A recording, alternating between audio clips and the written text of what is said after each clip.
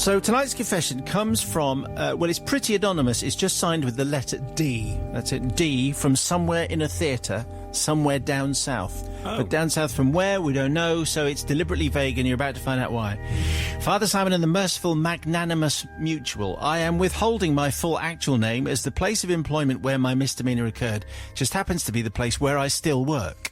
And the ramifications of my actions still echo loud within the fabric of the building. My confession dates back to the summer of 1999 when I was a fresh-faced 24-year-old. I have always been in love with theatre and was convinced at that time that my big break as the world's greatest actor was just around the corner.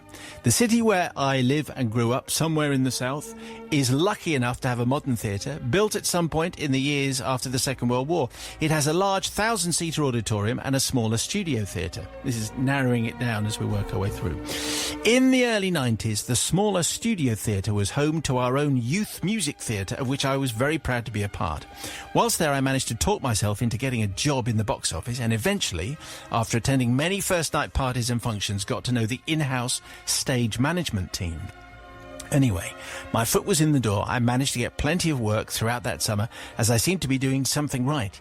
I was becoming a member of the team, and this is where the problem started. Becoming a member of the team and being incredibly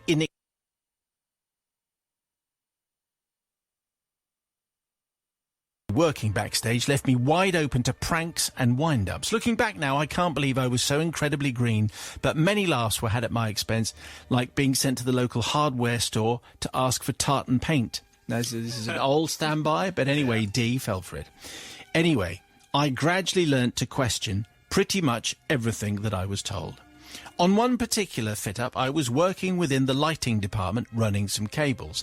This was the domain of the head flyman, the man in charge of the theatre's rigging system. We'll call him Barry. Whilst I was running cables over a rail, Barry growled at me in his incredibly broad West Country accent. Oh, or yes. Shall I think so. Go on. Well, look, it might be a little bit Suffolk, but anyway, it's just going to be... Okay. So Barry growled at me in his incredibly broad West Country accent. You watch out for that lever there. That's for the drencher, that is.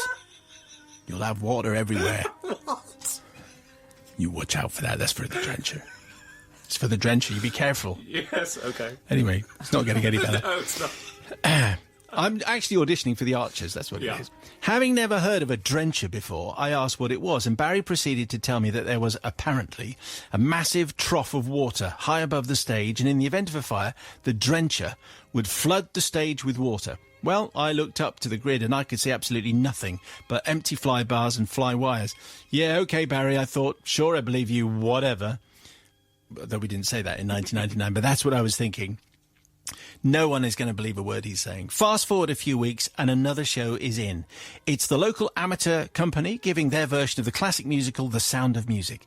This was the highlight of their performance calendar, and they went all out with their impressive scenery and costumes, a full orchestra, and a company worthy of a professional production. My backstage cues included moving trees around, setting and striking various bits of the Abbey, and at the end of Act 1, flying in the Mother Abbess's office.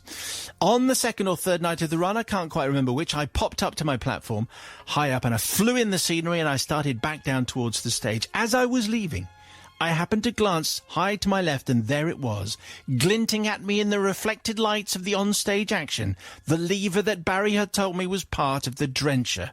As I passed it, I had a little giggle to myself, reached out my hand and gave it a little smack. Of course. Remember, we're mid-production here. The noise that followed, Father Simon, has stayed with me for the rest of my life. I can still hear it as clear as bell to this day. There was a loud, metallic, clanking noise, a screech of heavy metal moving slowly against heavy metal, a strange whooshing sound, and then silence. Out of the corner of my eye, I saw a mass of something rush by on its way to the stage and straight on top of the Mother Abbess and the Amdram's very own Julie Andrews, just as the band was striking up Climb Every Mountain. Never had the line Ford Every Stream seemed more appropriate.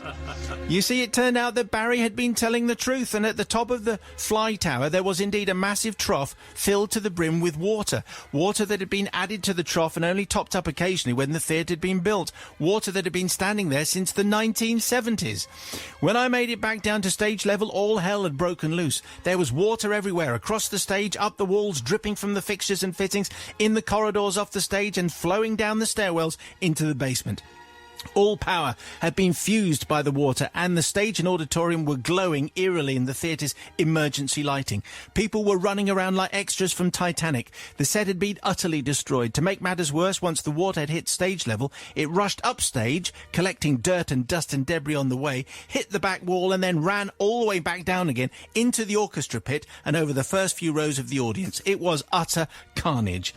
I have to say now that no one was hurt, and everything that had been damaged was replaced by the venue's insurance. But anyway, Father Simon and the Understanding United, I throw myself on your mercy and ask for your forgiveness, not for almost drowning two of the leads in an otherwise outstanding but unfortunately short-lived production of this classic show, nor for covering the orchestra in the first few rows of the audience in a torrent of 20-year-old water, and heaven knows what else, and not for closing the theatre for 2 months after the incident, because they benefited from the complete auditorium backstage refurb that they got after all. Yeah. I do have a need forgiveness for my actions immediately following my actions. You see, once I'd knocked the lever into its upright position, I panicked. Not wanting to get fired and desperate to cover my own back, I knocked the lever back into its normal position before running down to the stage level, covering myself in water as I went. Look, I'm so wet, so that it looked as though I'd been there when it happened, joining in with the disbelief and anger and confusion happening on stage. What happened? Where did that come from? Unbelievably, I was never asked any questions, and the praise I received for helping on the night in question was bittersweet. The fault was put down to the drencher system being old and completely replaced with the refurb. For the record, the theatre is still operating and doing very well, and I'm still working there on a casual basis, and it still has a drencher, only now it is a completely enclosed system so that no one can activate it out of curiosity. Lots of love, D, somewhere in the theatre, somewhere down south. I had never heard of a drencher either. I did not know that, obviously, it's a very important thing. If there's an emergency, that's what happens. You pull a lever, boom, everything's covered completely in water. You're not supposed to just flick it as you go past, though, Dee, just to see what happens. But that is indeed what happened.